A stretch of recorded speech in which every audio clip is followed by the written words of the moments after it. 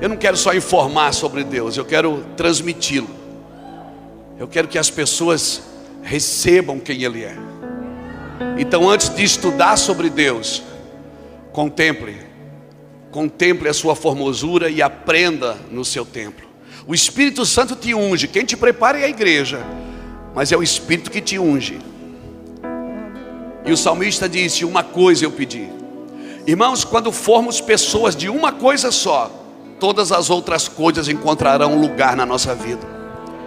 Quando eu e você formos pessoas de uma coisa só, todas as outras coisas vão nos encontrar. Amém? Amém? Glória a Deus. Sabe que eu acho que eu já estou pregando. Esses dias eu estava ministrando, alguém falou assim: o pastor não vai ler a Bíblia? Eu disse: já vou. Você não pregou? Eu digo: eu estou pregando, irmão. Não, mas tem que ler a Bíblia. Mas eu sou carta viva, meu amigo. Você é carta viva, amém? Come a Bíblia. Então nós temos uma prioridade. Um dia eu estava orando, o Senhor falou assim, eu estava orando e eu tinha costume de dizer assim: Deus, por favor, toma o controle de tudo. O Senhor diz: para de me pedir isso, porque eu nunca perdi o controle. Você está pedindo uma coisa que eu nunca perdi. Eu não estou preocupado, eu não estou incomodado. Eu sustento tudo pela palavra do meu poder, eu não perdi o controle. Salmo 103 e o verso 14, 15, 16 está na Bíblia. Ele diz que Ele colocou o seu trono no céu, de onde Ele governa sobre tudo e sobre todos. Deus não perdeu o controle de nada. E só entende isso quem anda com Ele, porque quem anda com o Senhor sabe que todas as coisas cooperam para o bem daqueles que amam a Deus e andam segundo o seu propósito. Aleluia! Solta um pouco dessa unção aí para mim, irmão. Glória a Deus. Sabe qual é o problema que eu acho? Eu já vou pregar, já vou ler a Bíblia. Eu acho que o problema é que a gente ficou inteligente demais. A gente ficou inteligente demais. A igreja já foi perseguida por ignorância. Mas agora parece que ela ficou inteligente demais. E ela não acredita mais em coisas que podem acontecer inusitadas. Ela é forte, irmão. Ela não acredita mais. Você lembra quando você ia no monte e trazia o gravetinho queimando para casa? Quem já fez isso? Era legal. Não era bom, gente? Acendia, não acendia? Você contava para os outros e riu de você, não riu? Aí você trazia dentro da Bíblia, não trazia? Abria na sala, orava e acendia de novo.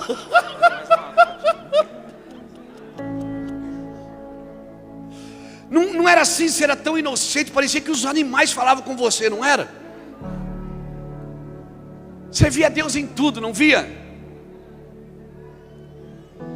Por que você perdeu isso? Você ficou inteligente demais. Eu me lembro quando as mães e os pais vinham na igreja dar testemunho, porque os filhos entraram na faculdade. Era motivo de alegria.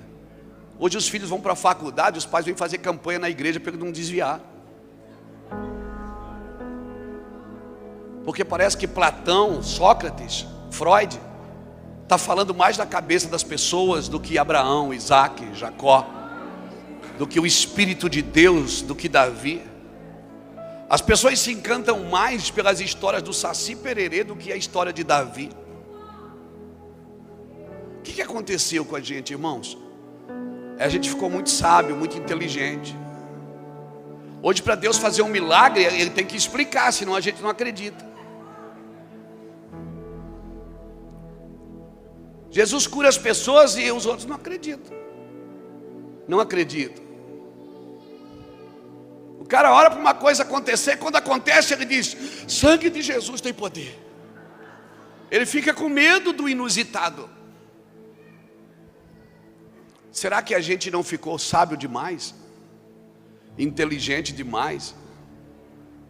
Será que a gente não quer que Deus se explique?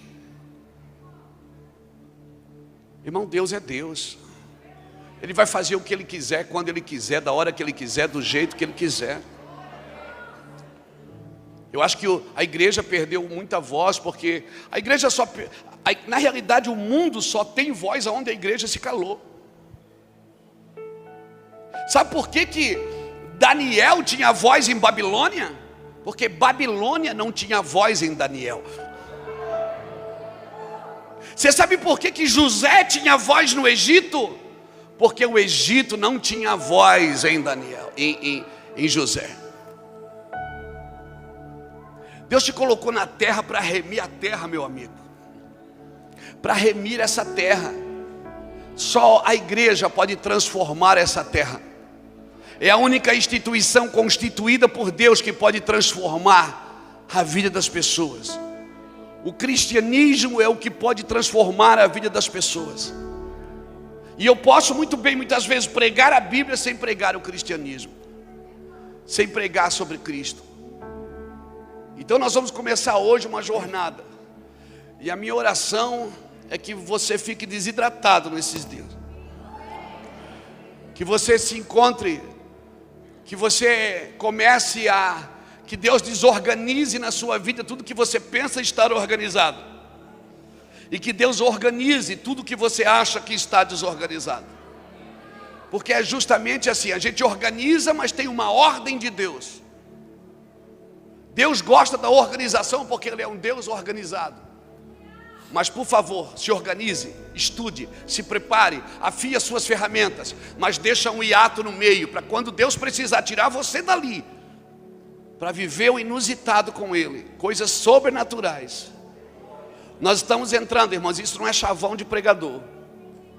Nós estamos entrando numa estação de sobrenatural. Se prepare, porque esse ano, irmãos, estude sobre avivamento. Estude as histórias de todos os avivamentos. De Evans Roberts no país de Gales. Estude a Rua Azusa. Estude o que você quiser. Estude Spurgeon. Estude John Wesley. Estude por todos os lugares onde foi rotas de avivamento. Sempre teve catástrofes antes. Sempre teve pragas antes. Sempre teve coisas terríveis aconteceram antes. E todo mundo que superou aquilo começou a viver uma nova pegada, numa nova marcha. Uma nova fome foi se instalada no coração das pessoas. Então se prepare, irmão, porque aquilo que não destruiu você vai tornar você mais forte. Se prepare. Nós perdemos amigos, perdemos parentes. Até porque eu acho que alguns nós nem perdemos. Eles foram promovidos, porque quem está vivo nunca morrerá. Não é? Vivemos cenários de morte e de medo. Vivemos cenários que vencemos na oração. O cenário de medo era tão grande que as pessoas ficavam doentes sem estarem doentes. Mas o Senhor mexeu nisso, o Senhor mexeu pesado nisso. E nós cremos, irmãos, que Deus tem mudado isso. E o que a gente vê agora, eu tenho andado no Brasil depois que cessou em alguns lugares a pandemia. Eu tenho visto, sabe o que? Uma fome por Deus. Não é, bispo? Um desespero pela presença de Deus. Então, irmão, Deus sabe como faz e aonde toca na gente. Deus sabe que quando Deus quer nos tratar, Ele nos dá a condição de viver no meio do caos. Nós perdemos pastores, perdemos amigos, vocês também devem ter perdido. E eu acredito que eles foram promovidos para a glória de Deus. Mas eu vejo que, sabe, aquilo que a Bíblia chama de sal da terra, os crentes têm causado muita sede por onde passa. Mas a nossa cidade é um ovo, é 200 mil habitantes. 10 quilômetros para qualquer lugar você sai da cidade. A cidade está crescendo. Pessoas estão indo morar na cidade por causa do crescimento. Deus está fazendo coisas, a gente não entende o que Deus está fazendo. Mas eu não quero ficar de fora. Eu acordo todo dia de Deus, não deixa eu de fora. Eu não mereço, mas eu quero participar. Eu quero estar dentro disso, Senhor. E eu quero começar hoje uma palavra com você. Nós vamos terminar amanhã à noite. Talvez, eu quero que você entenda que eu gosto de uma construção. Eu gosto de construir um fundamento para que a gente entre. Por isso que a gente fala de alinhamento antes de falar de avivamento. A primeira coisa que Ezequiel profetizou num vale de ossos secos, mortos, destruídos, foi: ossos vivam. Deus não levou Ezequiel no meio de um vale de ossos secos para fazer um diagnóstico. Não. Nós não precisamos mais de diagnóstico. Nós não precisamos mais de pessoas na internet dizendo: a igreja está desviada, a igreja não sei o quê. Aí, irmão, cala a boca. Nós precisamos de homens como José de Arimateia,